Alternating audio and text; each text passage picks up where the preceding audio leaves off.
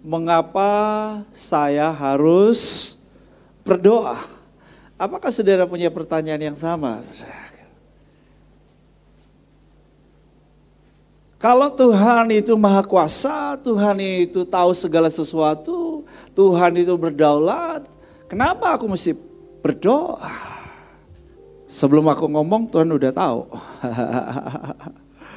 Ya, masih ada di dalam pikiran, Tuhan sudah tahu. Tapi kenapa saya harus berdoa?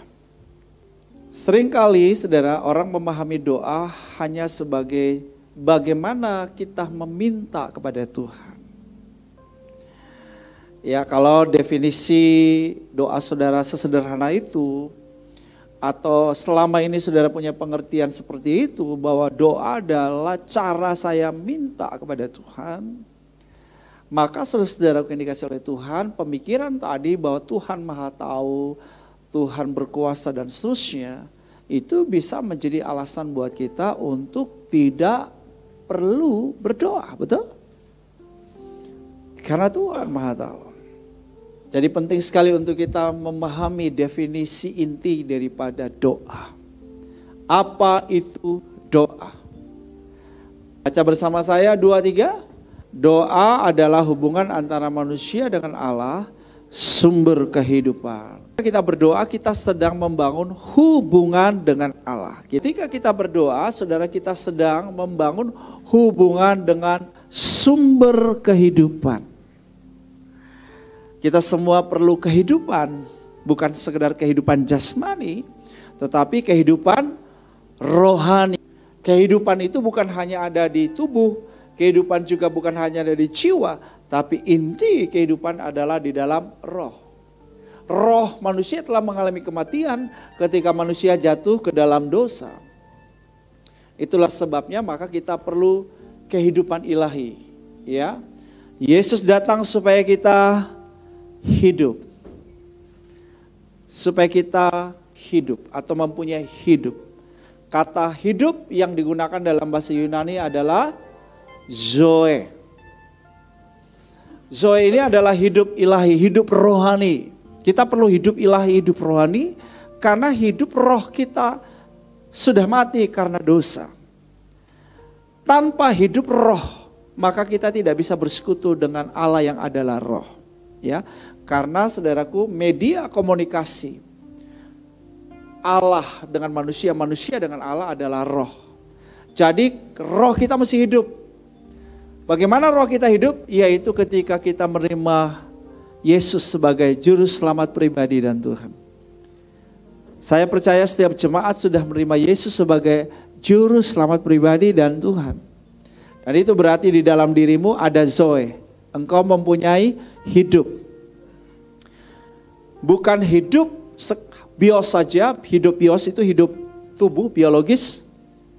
Bukan hanya hidup psuke atau jiwa yang hidup, tetapi Zoe, yaitu hidup rohani, saudara. Rohanimu hidup sehingga engkau dapat bersekutu dengan Allah yang adalah roh. Roh kita menjadi hidup dan kita terkoneksi dengan roh Allah. Jadi doa adalah hubungan dengan sumber hidup. Dan sumber hidup ini adalah sumber yang berkelimpahan. Saudara bayangkan kalau pipe atau pipa itu terkoneksi, terhubung dengan sumber air. Seberapa banyak air yang kita akan terima sangat ditentukan juga oleh volume air. Semakin banyak air di sumbernya yang tersedia, maka kita bisa dapat juga aliran air yang cukup.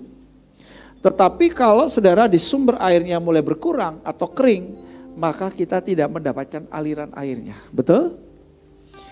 Kabar gembiranya kita tidak mengalami itu kalau hubungan kita sama Bapa Surgawi. Kenapa? Karena dia sumber kehidupan yang berkelimpahan.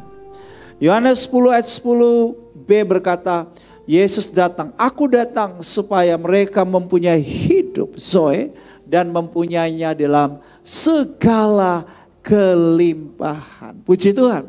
Saya percaya bahwa setiap jemaat mau hidup yang berkelimpahan, betul? Kalau Kalau kita bicara berkelimpahan dalam arti yang seluas-luasnya bukan hanya bicara mengenai keuangan.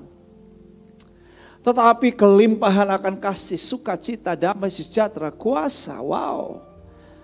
Saudara, sekalipun kita punya duit yang banyak, kita tidak bisa beli damai, sejahtera. Kita tidak bisa beli kuasa Allah, kita tidak bisa beli kasih Allah itu dengan uang kita. Kita hanya dapatkan itu di dalam kasih karunia. Ketika kita terus terhubung dengan sumber kehidupan itu, maka kita harus mengalami kelimpahan surgawi yang sungguh amat baik. Kita akan terus mengalami dalam hidup kita. Sekalipun yang kita alami kondisi yang buruk, kondisi yang sulit, begitu banyak tantangan di hadapan kita. Begitu banyak rasa sakit yang saat ini kita alami. Tetapi ketika kita terhubung dengan sumber kehidupan yang berkelimpahan, maka firman-Nya berkata, damai sejahtera Allah yang melampaui segala akal akan apa saudara? Memerintah dalam pikiran dan perasaan. Wow, ini jiwa kita akan diperintah oleh damai sejahtera. Ya, bisa nggak ya orang lagi ngalamin begitu banyak ancaman, tantangan, hambatan, gangguan dalam hidup, masalah, tapi dia punya peaceful of mind. Rasanya kok sulit ya. Pikirannya bisa tenang, ya peaceful. Sementara dia lagi ngalamin begitu banyak badai dalam hidup ini. Rasanya kok sulit. Tetapi saya mau beritahu, inilah mujizat di dalam kasih karunia. Kita yang sudah punya soul yang terhubung dengan sumber kehidupan yang berkelimpahan, bisa mengalami damai sejahtera Allah yang melampaui segala akal. Haleluya. Jadi saudaraku yang dikasihi oleh Tuhan, untuk mengalami itu maka saudara kita perlu secara aktif, katakan secara aktif, membangun hubungan kita dengan Allah. Ya, doa adalah hubunganku dengan Allah. Nature-nya Tuhan, ya sifat alaminya Tuhan atau karakternya Tuhan itu adalah hubungan. Dalam Kejadian 1 ayat 26 dicatat ajakan Allah kepada kita. Kita ini siapa? Marilah kita menjadikan manusia serupa dengan gambar kita. Ada yang menafsirkan kita di sini adalah para malaikat. Bagi saya jelas penafsiran ini tidak tepat. Kenapa? Karena malaikat itu bukan pencipta. Malaikat diciptakan. Yang kedua, serupa dengan gambar kita. Apa serupa dengan gambar malaikat? Enggak. Dengan gambarnya Allah itu. Image of God, imago Dei. Lalu kita ini siapa? Allahnya orang Kristen 3 atau 1? Harus jelas. Allahnya orang Kristen esa, 1, 3 pribadi, Bapa, Anak, Roh Kudus. Ketika saudara Allah berkata marilah kita, sebetulnya Allah lagi bersepakat. Ya, 3 pribadi ini bersepakat. Ya. Pak, Bu, apakah di dalam diri kita juga perlu ada kesepakatan? Ya. Tubuh juga punya keinginan, jiwa punya keinginan, roh kita juga punya mesti sepakat. Ya. Nih Allah ngajak 3 pribadi bersepakat. Marilah kita.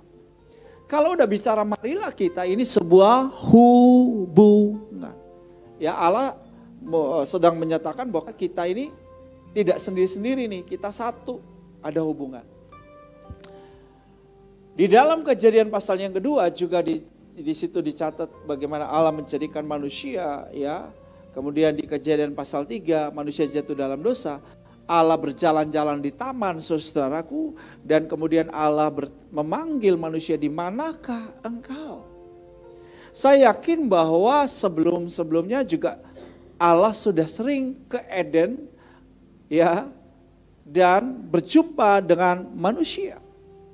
Ini menunjukkan bahwa Allah itu suka dengan hubungan. Saya ulangi, Allah suka dengan apa? Hubungan. Oke. Nah, juga saudara kita harus memahami bahwa Inti dari kekristenan itu adalah apa?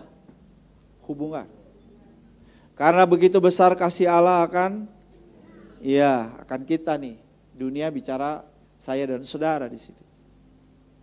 Lalu dia kirim putra tunggalnya Yesus mati buat kita, bukan hanya untuk menyelamatkan kita, tapi yang lebih penting dari tujuan kematian Yesus di kayu salib adalah mendamaikan kita dengan Bapa. Ini berarti apa, saudara? Pemulihan hubungan. Hubungan ini penting bagi Tuhan. Ya. Jadi kalau bicara salib itu bicara filosofi hubungan, ya. Hubungan vertikal manusia dengan Allah, hubungan horizontal antar manusia. Inilah inti dari kekristenan. Jadi ketika kita berdoa, kita sedang melakukan inti kekristenan, yaitu apa? Hubungan dengan Tuhan. Ketika kita berhubungan dengan Tuhan, maka selanjutnya dari hasil hubungan kita dengan Tuhan akan berdampak kepada hubungan kita dengan sesama. Omong kosong, orang yang suka bangun hubungan intim dengan Tuhan, kok hubungannya sama orang lain bermasalah. Ya, orang bisa saja ya, saudaraku, memusuhi kita bisa, tapi kita nggak memusuhi orang lain, betul? Orang bisa saja tidak menyukai kita, tapi kita menyukai orang lain, begitu ya. Jadi pasti kita ini suka membangun hubungan-hubungan yang baik dan sehat dengan sesama. Kalau hubungan kita sama Tuhan itu udah baik. Itulah sebabnya ini Tuhan tegaskan, sangat ditegaskan. Kalau kamu berdoa, kamu pastikan mengampuni dulu dosa orang. Karena kalau dosa orang kamu tidak ampuni, dosamu juga tidak ini Tuhan itu ya memandang ya, hubungan itu value-nya tinggi sekali. Hubungan itu nilainya, bobot nilainya sangat tinggi bagi Tuhan. Ya, kan mengampuni orang itu kan bicara pemulihan hubungan. Tuhan bahkan gak mengampuni orang yang gak mau memulihkan hubungan dengan orang lain. Wow. Value-nya tinggi sekali loh hubungan itu, saudara. Itulah sebabnya mari nilai ini, maksud saya hubungan ini kita harus taruh pada sebuah posisi nilai yang tinggi di dalam hidup kita. Hidup pernikahan kita, hidup kersel kita, berjemaat kita, ya di ruang kerja kita dengan teman-teman kita, persahabatan. Hubungan itu harus diberikan posisi yang tinggi. Ya, jangan merusak hubungan. Ya kan? Hargai hubungan. Hormati hubungan. Suami istri yang tidak saling menghormati, saling mengasihi, kalau ada masalah dalam hubungannya, doanya tidak didengar Tuhan.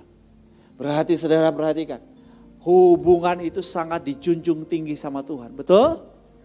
Jadi saya berdoa supaya jemaat Tuhan di sini, saudara yang berjemaat di tempat ini, saudara yang hadir di tempat ini, dengar, hargai hubungan.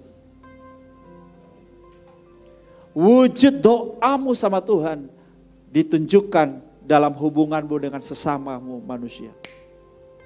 Dimulai dari pernikahan. Oke? Inti daripada kehidupan adalah apa? Hubungan. Saudara mesti tahu itu. Enggak ada hubungan, enggak ada saya, enggak ada saudara. Ya, itu karena hubungan. Hubungan Adam dan Hawa, baru ada manusia. Keturunan manusia ada karena hubungan. Dan selanjutnya kehidupan itu dibangun di atas hubungan. Semua hubungan yang rusak, hubungan yang terputus pasti mendatangkan kematian. Saya ulangi, semua hubungan yang terputus, hubungan yang rusak mendatangkan apa? Kematian. Itu hukum kehidupan. Ya. Saudara pisahkan sepenggal tanganmu ini dari bagian yang lain, yang dilepas pasti mati. Betul? Semua yang terlepas dari sebuah hubungan pasti apa? Mati. Saudara lepas satu carang, ranting, daun dari pokoknya atau dari bagian di mana dia ada di situ, harus ada di situ mendapatkan kehidupan, dia dilepas, mati. Semua yang dilepas daripada semua sumber kehidupan, mati. Ya, itulah sebabnya hargai hubungan. Ya kan? Dan inti juga dari pemuritan yang efektif adalah hubungan. Di ibadah satu tadi ada Kersel Gosen, itu jemaat dari Kersel Gosen, ada kurang lebih berapa orang ya, ada belasan orang ya, tambah anak-anak lebih banyak lagi saudara-saudara. Mereka solid, udah beberapa tahun, tapi saudara mereka tetap bersama-sama. Kenapa? Karena kekuatan hubungan. Jadi begini, lebih baik saudara begini. Saudara itu harus memandang hubungan itu sesuatu yang nilainya tinggi di hadapan Tuhan. Mending saudara kita dikorbankan daripada kita ngorbanin orang lain. Ini prinsip yang saya hidupi bertahun-tahun. Saya lebih baik rela rugi, rela difitnah, rela diperlakukan, nggak apa-apa, no problem. Saya harus minta maaf, ya saya minta maaf. Demi sebuah hubungan yang baik. Ya. Karena Tuhan menjunjung tinggi hubungan. Nah, saudara yang dikasih lihat ini penting saudaraku, mindset ini supaya saudaraku ya mulai hari ini saudara tidak memandang doa sebagai sebuah keberatan, sebagai sebuah keterpaksaan. Tetapi saudara sudah mulai memandang doa sebagai sebuah kesukaan. Sebab where there is no relationship, you cut off your relationship with God. It means that kematian take place in your life. Kematian terjadi dalam hidup.